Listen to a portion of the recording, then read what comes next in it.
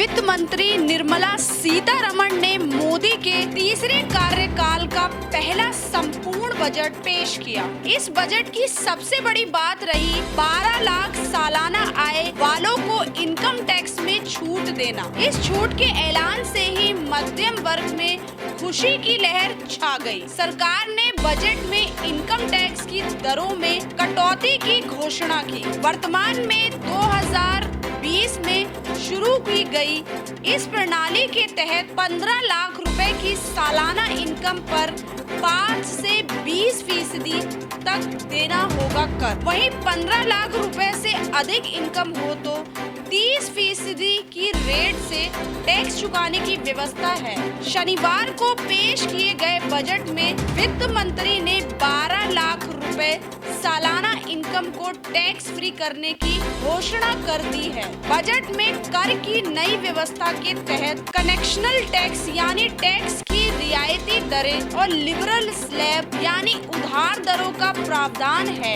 हालांकि नई व्यवस्था में कोई कटौती का प्रावधान नहीं है। आयकर में सेक्शन 87A के तहत टैक्स पेयर्स को कर से राहत मिलती है। यह ओल्ड टैक्स रिजीम के लिए 12,500 रुपए है, वहीं न्यू टैक्स रिजीम के लिए 60,000 रुपए है। इस तरह यदि देखा जाए तो यदि नई टैक्स रिजीम में कर देनदारी 60,000 रुपए से कम है तो एक भी रुपया कर देने की कोई आवश्यकता नहीं है। यह बजट आम आदमी और मिडिल क्लास को समर्पित होगा। इन संकेतों को अपनी घोषणाओं से सच कर दिखाया और नौकरी पेशा और मिडिल क्लास को इनकम टैक्स में बड़ी छूट देकर राहत प्रदान की है। TDS और TCS घटाएंगे जिससे उनके हाथ में ज्यादा पैसे रहेंगे।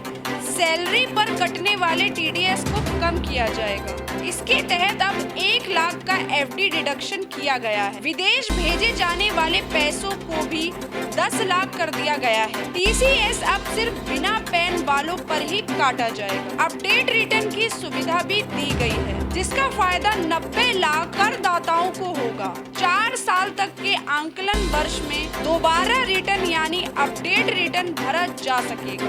अब 2 प्रॉपर्टी होने पर टैक्स पेयर्स पर कोई टैक्स नहीं लगाया जाएगा।